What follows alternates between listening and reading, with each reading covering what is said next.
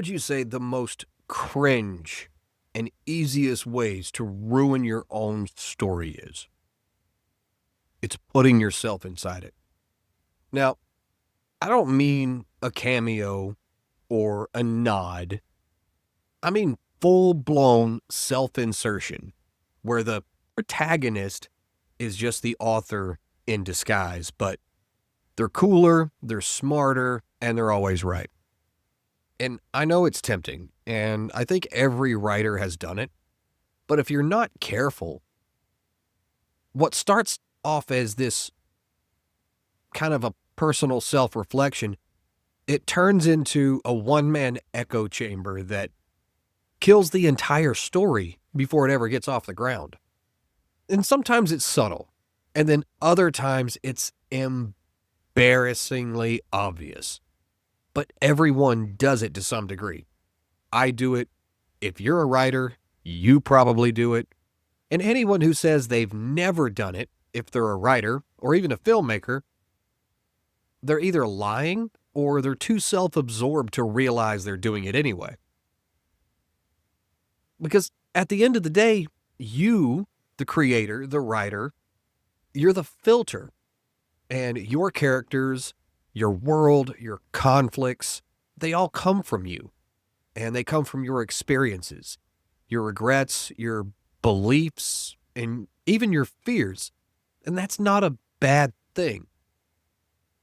That's what makes writing personal in the first place. And that's what gives it the edge. But the problem is when the filter stops being a lens and it becomes the whole mirror. And you've seen it before. One of the characters in the book that you're reading, maybe they always have the perfect comeback. Maybe they're morally right every single time. Everyone's in love with them. Their flaws are these misunderstood strengths. And the whole plot starts bending around them, like reality itself is trying to flatter them. That's not a protagonist. That's a fantasy. And it's basically therapy dressed up as fiction. And yes, writing can be therapeutic, but the reader is not your therapist. Now, if you're building a character that's just a better, hotter, smarter version of yourself with none of the baggage, none of the contradiction, then you've already lost the plot. And worse, you've made it impossible to tell a good story. Because here's what matters most. Characters need to fail. And they need to get punched in the teeth. They need to make bad decisions. Not because you hate them, but because you have at least an iota of respect for your readers. Now, if you want to see really bad examples, and by bad examples, I mean they're good examples of how self-insertion is bad, look at Velma, the HBO series where they tried to put a new spin on Scooby-Doo. The character isn't even trying to be Velma. She's just a mouthpiece for the writer's worst instincts. She's smug.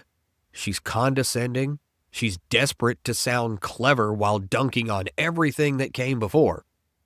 And she spends more time making these meta jokes and trashing the original franchise than she does being an actual person. There's no depth. There's no arc. There's just this weird, bitter persona that feels less like a character and more like a Twitter thread turned into a cartoon. It's like someone wanted to be the star of their own fan fiction but forgot to write any kind of real story around it.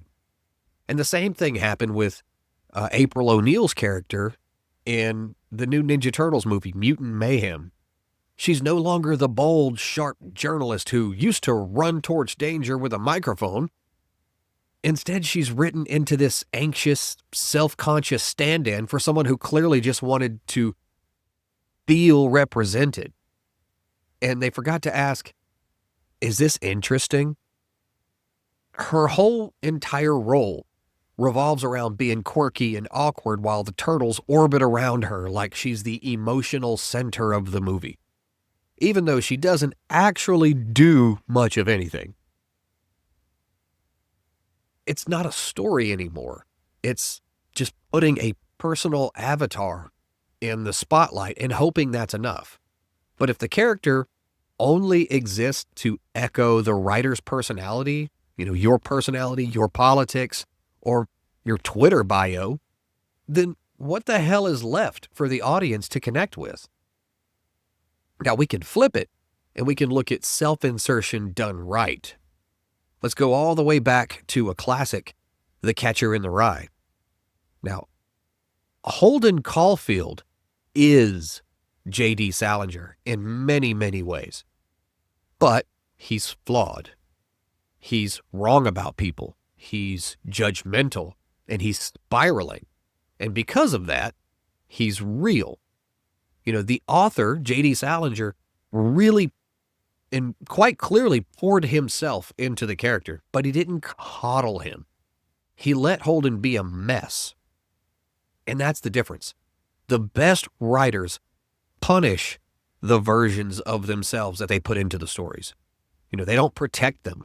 They throw them into situations where their worldview cracks and their actions have actual consequences.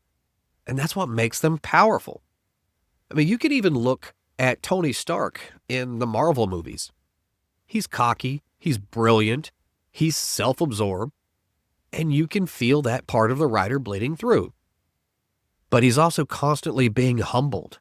Every win comes with a loss of some kind. Every breakthrough costs him something. And that's what makes his arc work. That's what keeps him from becoming a caricature, and he remains a character. Now, let's take Cole Harper, the protagonist in my Pulp Adventure series. He's not me, but he sure as hell carries my worldview. He talks like I do, especially when I'm tired and out of patience.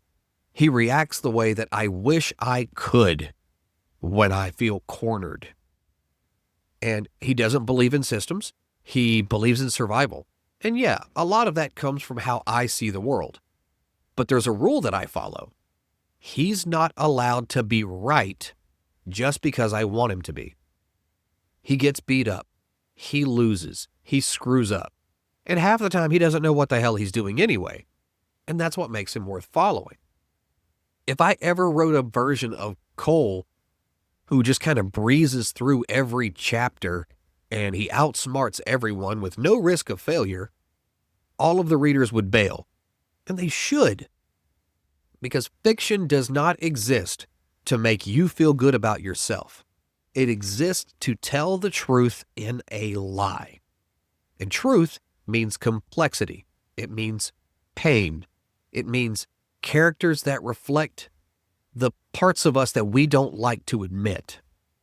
So, if you're writing something and you realize the main character is just you in a costume, here's my advice. Let the character fail a little bit. Let them be wrong. Let them lose something important and make them argue for a belief system that you don't hold and see where that takes them.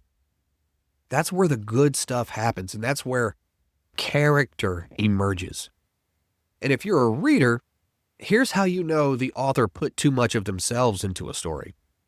The character never changes. They never learn. And they're always the smartest, sassiest, most justified person in the room. And the moment you see that, it's when the tension just vanishes.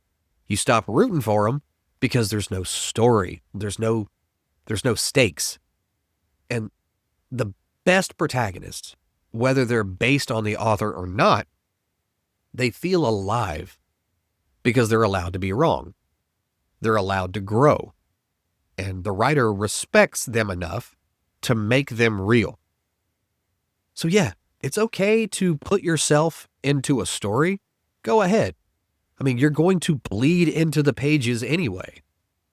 But don't lie to yourself and call it a character if all you're doing is writing a fan fiction highlight reel of all of your best qualities. The only way your character can win is if they're allowed to lose. Look, writing is personal. I get that. but your character has to live and breathe on their own. They can't just serve as a mirror for your own opinions or some trophy case for your own personal traits. Readers don't connect with the perfect versions of the author. They connect with real, messy, unpredictable people who make mistakes and they grow from them. So if you're going to write a story, write one with a piece of yourself in it, but just don't forget to tell the story. Now, if you like this video, go ahead and click the like button, click the subscribe button, because I drop a couple of these every single week. Right now, I'm dying with allergies because I live in the dirty pollinated South, and that's why I sound like I do now. But I do have a little bit of news. Just this past week, I released book 4 in the Cole Harper series, The Lost Expedition. And if you click the link in the description in this video, you can grab a copy for yourself. Or if you haven't grabbed a copy yet, you can find the entire series there and start with book number 1, which is The Last Nazi, and work your way through. They're all available in paperback and Kindle, so be sure to grab yourself a copy. That's going to do it for this video. If you have any other examples of self-insertion, good or bad, I would love to hear about them. If you have a particular series where you feel like they're doing too much and I haven't mentioned it, throw it in there. I might break it down in another video. But until then, I'll see you guys on the next one.